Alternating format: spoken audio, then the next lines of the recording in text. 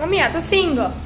બેટા ભરૂચની ખારી સિંગ બનાવીએ મેં ઘરે જો આમ કરીએ ને કૂતરું ઉપડી એવી ખારી સિંગ બનાવી? સિંગ દાણામાંથી. ઓહો, કેવી રીતે બનાવી? હેડ શીખવાડું તને એનું આજે સિંગ દાણામાંથી ખારી સિંગ બનાવવાની હોય ઘેર. ઓહો, એટલા માટે જો 2 વાટકી સિંગ દાણા લઈ લીધા હું. ગમે તે એક વાટકાનું માપ લઈ લેવાનું આપણા ઘરમાં જે હોય ને એ પ્રમાણે. 2 વાટકી મેં સિંગ દાણા લીધા હું. આ તો ભરૂચના ફેમસ. હા મેં હાલ આ વાટકો એક ખાલી કરી દીધું.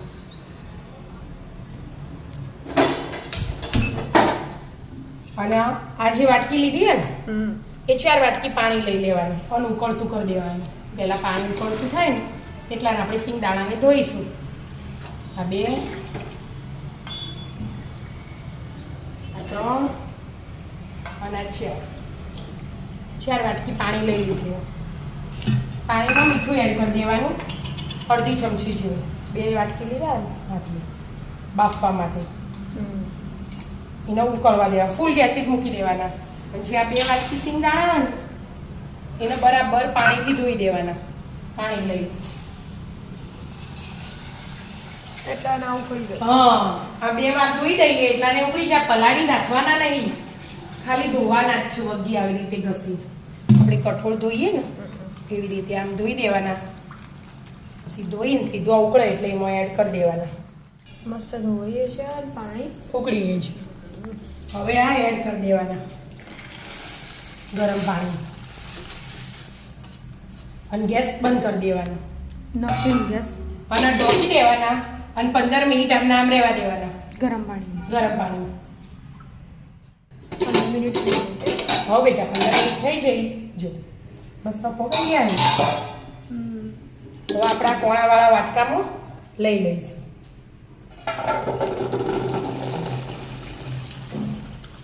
તો ગેસ બંધ હતો તો એ ગરમ જ છે ને. હવે આમને આમ 5 મિનિટ ને તરવા દેવાનું. બરાબર. થોડા કોરા થઈ જાય ને પછી આ તપેલામાં લઈએ. મસ્ત નીતરીને થઈ છે તૈયાર. હા નીતરી થઈ જાય એટલે આ જે હતું એના એ તપેલામાં આપણે પાછા લઈ લીધા એને. અને સ્વાદ અનુસાર મીઠું એડ કરવાનું. આપણે બાપ તો નાખ્યું હોય ને એટલે પણ આનું નામ જ છે ખારી સિંગ એટલે ખારી એટલે એ પ્રમાણે મીઠું નાખી અને બધા મિક્સ કરી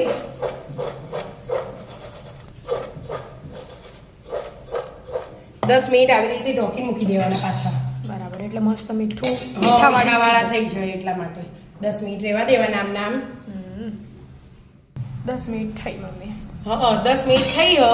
હવે ઘડીક વાર એને રહેવા દઈએ એટલા માટે પહેલા મીઠું ગરમ કરવા મૂકી દેવાનું.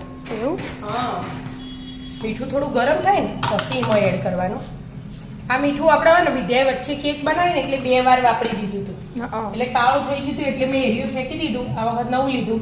મીઠું વારંવાર વપરાય એવું ના હોય એક વાર વાપરીને ફેંકી દેવાનું એટલા માટે. હવે મીઠું ગરમ થવા દેવાનું ઘડીક વાર.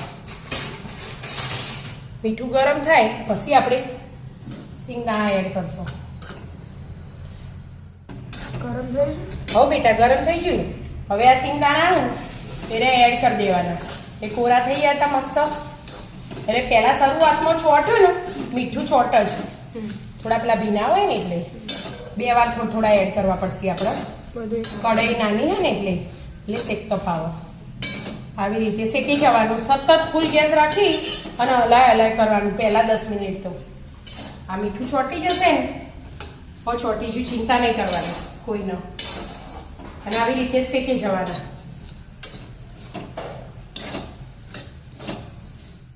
શેકાઈ છે? ના બેટા વાર લાગા તો વાર લાગશે. આ જો મીઠું જેવું ચોટી ગયું હવે છૂટું પડવા માંડ્યું એવી રીતે. હવે મીઠું છૂટું પડે ને પછી ધીમા ગેસે શેકવાના. બરાબર. ત્યાં લગી ફૂલ ગેસે શેકી જવાના. હવે હું ગેસ ધીમો કરી દઉં અને ધીમા ગેસે શેકવાના અને વચ્ચે ચેક કરે જવાના આપણે. એક થોડો પછી એવું લાગે ને કે હવે શેકાઈ જવાયા એટલે હાથમાં લઈને થોડો ઠંડો થવા દેવાનો. એવી રીતે શેકી જવાના. હા બધા શેકી દો એવી રીતે. હા બીજું એ શેકી દીધું. હવે બેટા આ જો ને શેકાતી હોય ને આપણે ધીમો ગેસ કર્યો એના 5-10 મિનિટ છેડી જોવાનું. પછી આમ સાઈડ ઉપર મેલી રાખવાની થોડી ઠંડી 2 મિનિટ એટલે ઠંડી થાય પછી ચેક કરવાની. જો આ તો આપણે ચેક કરીએ ને તરત પોતરા ઉકળી જાય. અને 2 ફાડકા થઈ જાય. હમ. સિંગ એવી થઈ જાય પોચી પોચી એકદમ ગમે તે પકડો તમે જો એ શેકાઈ જાય કહેવાય. એટલે મેં આમ ચાળી લીધી, મીઠું નીચે આવે એટલે મીઠું પાછું એડ કરી દીધું ગરમ ને ગરમ, બરાબર. અને બીજી નાખી દીધી શેકવા. એટલે સિંગમાં એક ચેક કરવાનું હોય કે જો આપણે આ કાઢી હતી ને હા. પોતરું ઉકળી ગયું તરત તરત જ. એટલે એટલું એવી ધ્યાન રીતે check કરવાનું. રાખવાનું. ઘણા ને એનું કમ માટીમાં એ શેકતા હોય, હમ.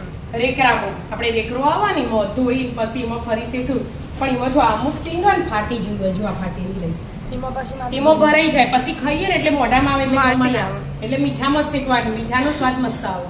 હમ. અને આ મીઠું બીજામાં ઉપયોગી આપણે કરી શકીએ એટલા માટે.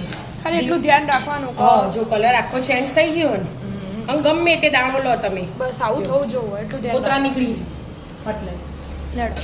હા એ ગેસ કાઢી બંધ કર્યો, લેવાની. પણ આને કાઢી જ લેવાની. આમાં આ કાઢી લો બધી. છાળી લેવાનું. હા, છાયણી લઈ લેવાની ગમે તે આવી રીતે મસ્ત છાલ લેવાની, મીઠામાં રહેવા નહીં દેવાની. વધારાનું બધું મીઠું હોય નીકળી જાય. અને આ તમે થોડી- તૈયાર પેકેટ લાવે ને એવી થઈ જાય તૈયાર પેકેટમાં હોય ને. મસાલા સિંગ. આપણા ઘરમાં ગમે તેવા નાના મોટા જેવા સિંગદાણા હોય એવા લઈ લેવાના. મસ્ત ખારી સિંગ. ખારી સિંગ ભરૂચની પ્રખ્યાત તૈયાર. જો. આપણે ગામ જતા હોય એટલે ખબર પેલા પેકેટ હા, આપવા ભરૂચની ખારી સિંગ, ખારી સિંગ. મસ્ત તૈયાર થઈ જાય ખારી સિંગ. હવે આનંદ લો ખારી સિંગ હા.